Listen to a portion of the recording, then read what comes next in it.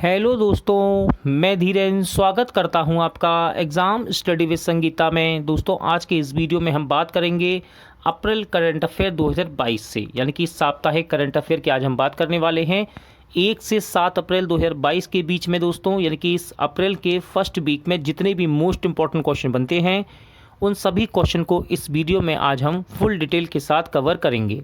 Important question की आज मैं आपको मोस्ट इंपॉर्टेंट डिटेल भी कवर कराऊंगा। यदि आपको ये वीडियो अच्छा लगे, हेल्पफुल लगे, तो प्लीज़ वीडियो को लाइक और शेयर जरूर कीजिएगा।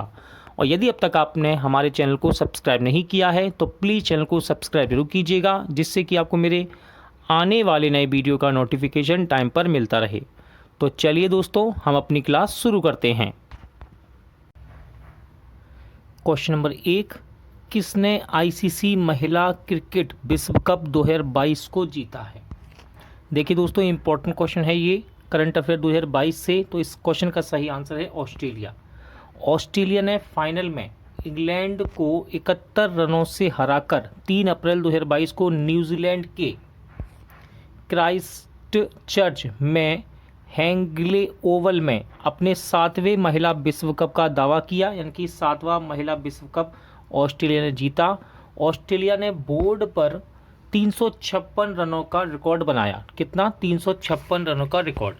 यहाँ से देखिए इंपॉर्टेंट फैक्ट आपके लिए, player of the tournament Alyssa Healy को मिला। इंग्लैंड की सोफी एक्सलस्टोन ने 21 विकेट के साथ टूर्नामेंट में सबसे ज़्यादा विकेट लेने वाली गेंदबाज ये बनी। और 2022 आईसीसी महिला क्रिकेट विश्व कप महिला क्रिकेट विश्व कप का 12वां संस्करण था। कौन सा? 12वां। नेक्स्ट क्वेश्चन है, संयुक्त राष्ट्र मानव अधिकार परिषद ने किसे मानव अधिकारों और जलवायु परिवर्तन के लिए दुनिया का पहला स्वतंत्र विशेषज्ञ नियुक्त किया है? तो देखिए, इनका नाम है doctor Ian fry. Doctor fry को 3 साल की अवधि के लिए नियुक्त किया गया है। उनके पास तुवालू और ऑस्ट्रेलिया की दोहरी नागरिकता है।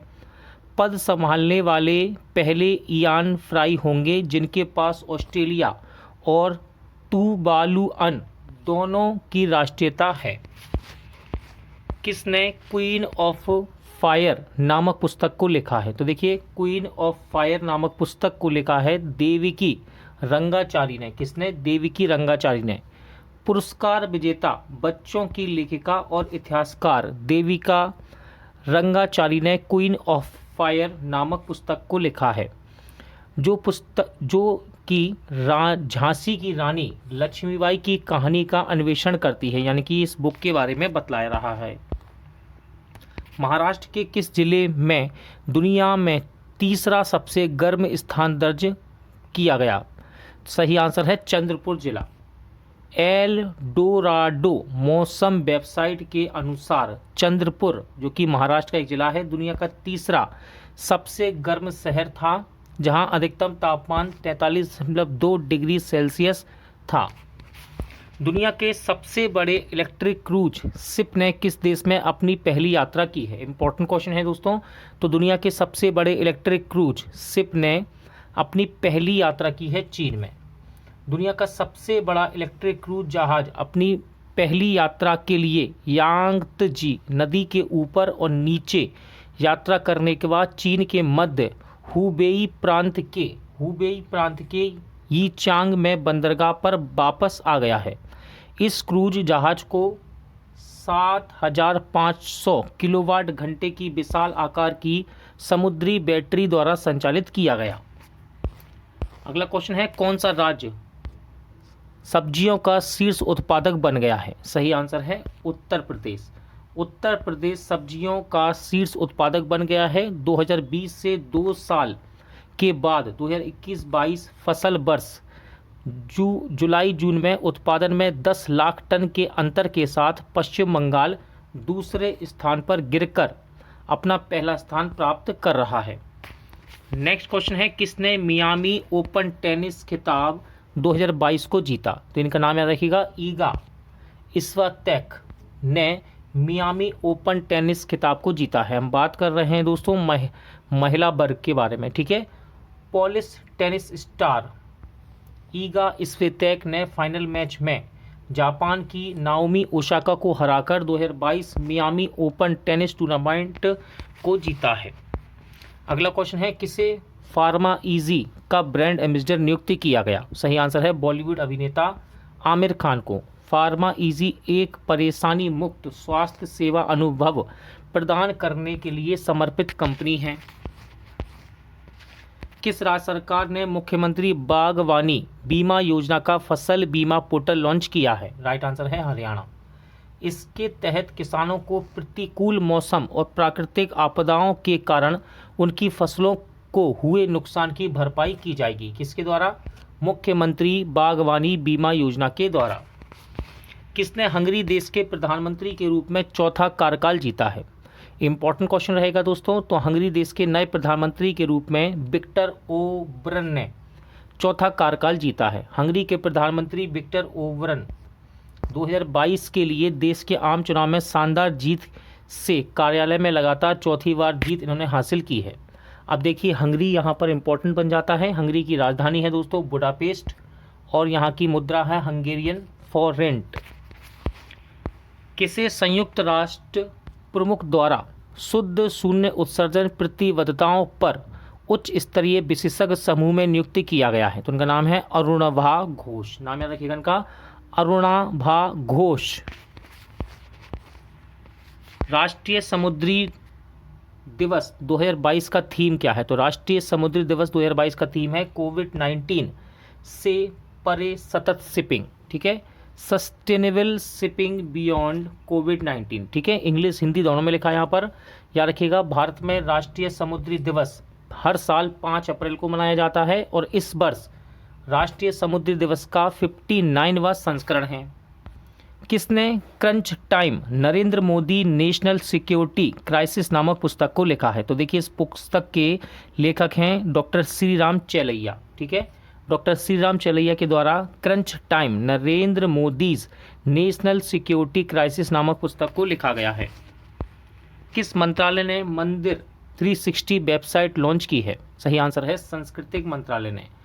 टेम्पल 360 एक डिजिटल प्लेटफॉर्म है जहां कोई भी किसी भी स्थान से 12 ज्योतिर्लिंग और 4 धाम के दर्शन कर सकता है।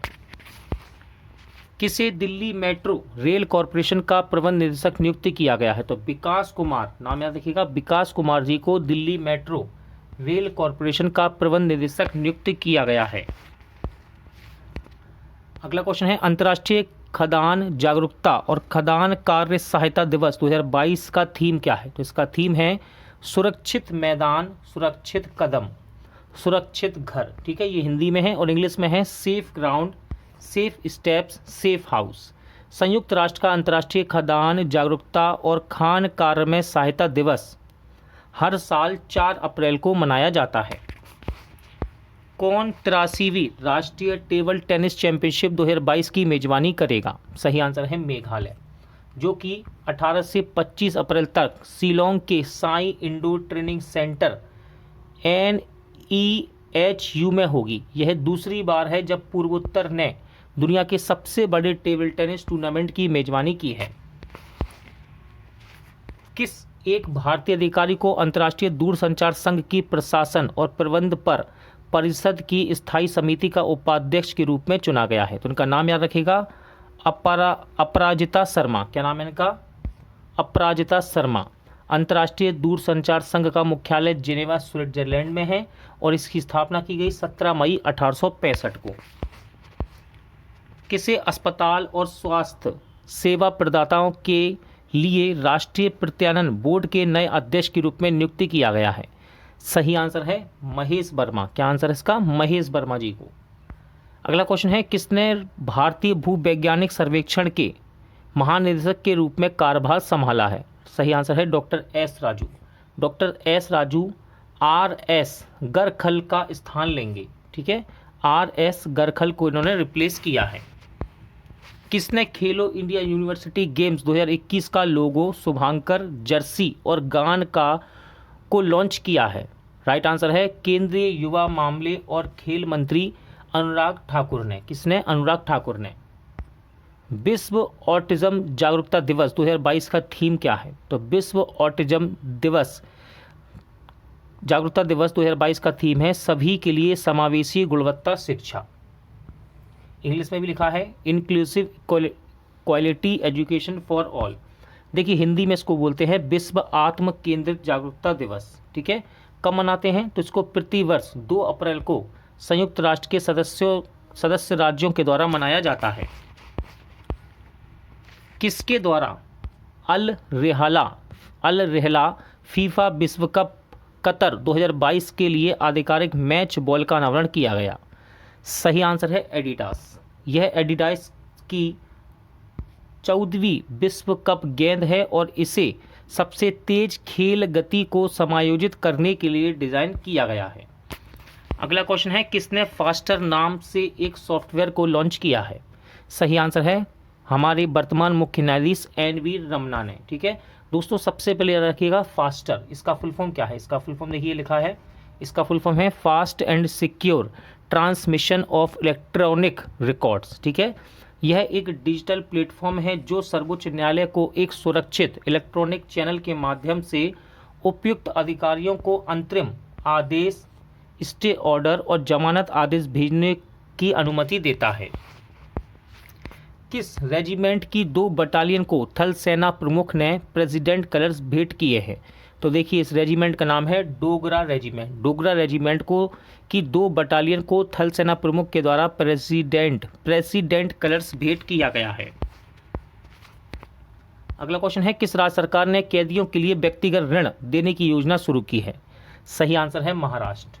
महाराष्ट्र सरकार ने एक ऐसी योजना शुरू की है जो कैदियों को, उनके परिवारों को उनके रहने की स्थिति में सुधार करने और उनके कानूनी मामलों से संबंधित खर्चों को पूरा करने में मदद करने के लिए बैंक से 50,000 रुपये तक व्यक्तिगत ऋण प्राप्त करने की अनुमति देती है। कौन भारतीय भुगतान परिषद के अध्यक्ष के रूप में फिर से चुने गए हैं? तो देखिए विश्वास पटेल भारतीय भुगतान परिषद के अध्यक्ष के रूप में फिर से चुने गए हैं। याद रखिएगा विश्वास पटेल 2022 में दूसरी बार भारतीय भुगतान परिषद के अध्यक्ष के रूप में दोबारा चुने गए हैं। 20वां द्विपक्षीय नौसेना अभ्यास जिसका नाम है वरुण 2022 किन देशों के बीच हुआ है? तो देखिए अभ्यास का नाम हो गया 2022 वरुण 2022 और नौसेनाओं के बीच हुआ है ये भारत और फ्रांस की सेना के बीच। कहाँ पर आयोजित किया गया है? तो ये अरब सागर में आयोजित किया गया है। किसे मार्च 2022 में संयुक्त राष्ट्र शैक्षिक, वैज्ञानिक और सांस्कृतिक संगठन यानी कि यूनेस्को विश्व विरासत स्थलों की अस्थायी सूची में शामिल किया गया? तो जिंग किंग जेरी या इसको लिविंग रूट ब्रिज भी कहते हैं। ठीक है, लिविंग रूट ब्रिज भी कहते हैं, यानी कि ये वृक्षों की जड़ों से बनाया गया एक पुल है, ब्रिज है। ठीक है, इसका नाम दूसरा नाम क्या है? जिंग किंग जेरी। और ये कहाँ पर है दोस्तों? मेघालय में है और इसको यूनेस्को की विश्व विरासत स्थलों की अस्थायी सूची में शामिल कर लिया गया है। अगला क्वेश्चन है किसने BBC Indian sports women of the year पुरस्कार 2021 को जीता है? देखिए 2021 का किस यहाँ लिखा हुआ है, इसका मतलब ये नहीं ये पिछले साल का क्वेश्चन है। पुरस्कारों को देने में कोविड-19 के वजह से बहुत से क्वेश्चनों में यहाँ पर देरी आपको देखने को मिलेगी, तो याद रखिएगा ये 2022 में मिला है, अभी इसी महीने अप्रैल में। ठीक है, 21 का पुरस्कार है, तो ये मिला है मीराबाई चानू को। ओलंपिक रजत पदक विजेता भारोत्तोलक हैं ये मीराबाई चानू ने BBC Indian sports women of the year award 2021 का 3रा संस्करण जीता है। चानू ने पिछले साल इतिहास रच दिया दोस्तों, जब वह ग्रीष्मकालीन ओलंपिक में रजत पदक जीतने वाली पहली भारतीय भारोत्तोलक बनी।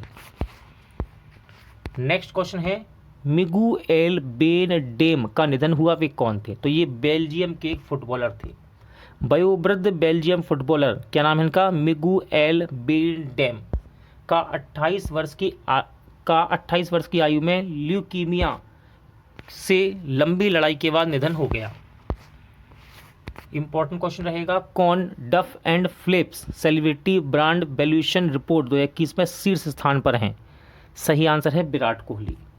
डिजिटल एक्सेलरेशन 2.0 के अनुसार भारतीय क्रिकेटर विराट कोहली को 2021 में लगातार 5वीं बार सबसे मूल्यवान सेलिब्रिटी के रूप में स्थान दिया गया है। किसे स्टॉकहोम जल पुरस्कार विजेता 2022 के रूप में नामित किया गया? तो इनका नाम याद रखिएगा, इनका नाम है प्रोफेसर विल्फ्रेड ब्रूटसर्ट। ठीक है। उन्हें पर्यावरणीय बाष्पीकरण की मात्रा निर्धारित करने के लिए उनके अभूतपूर्व कार्य के लिए सम्मानित किया गया है। नेक्स्ट क्वेश्चन है, किसने SAFF अंडर 18 महिला चैंपियनशिप खिताब 2022 को जीता है?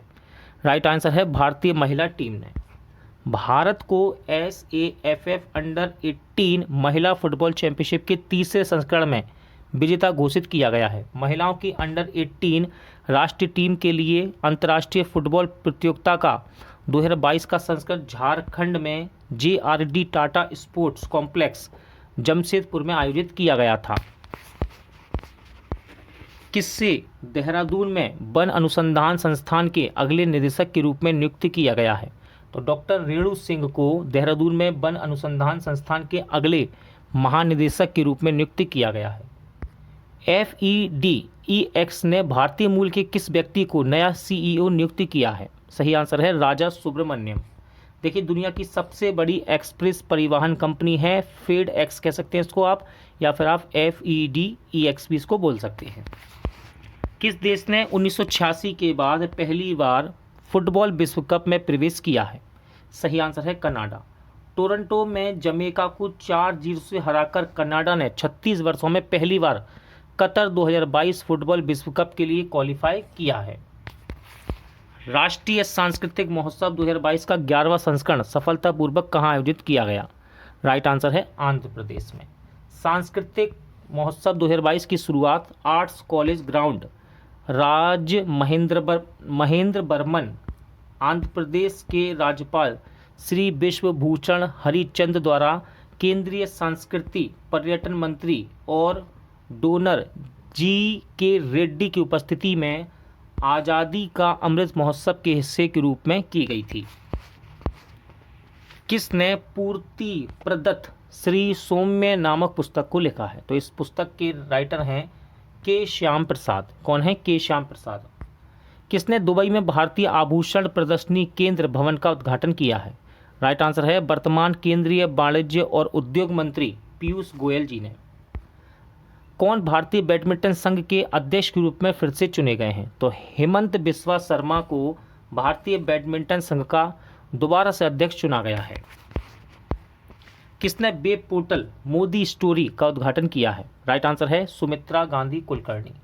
महात्मा गांधी की ग्रैंड डॉटर हैं सुमित्रा गांधी कुलकर्णी ने वेब पोर्टल मोदी स्टोरी का उद्घाटन किया है। मोदी स्टोरी वेबसाइट एक स्वयंसेवी संचालित पहल है जिसका उद्देश्य प्रधानमंत्री मोदी से संबंधित प्रेरक कहानियों को उन लोगों से एक साथ लाना है। कहाँ भारत की पहली स्टील रोड प्रदर्शित हुई है? सही आंसर है गुजरात। सूरत गुजरात में पूरी तरह से स्टील के कचरे से बनी एक सड़क है जो सतत विकास के सर्वोत्तम उदाहरणों में से एक है। सड़क का निर्माण पूरी तरह से 1000% संसाधित स्टील स्लैग से किया गया था।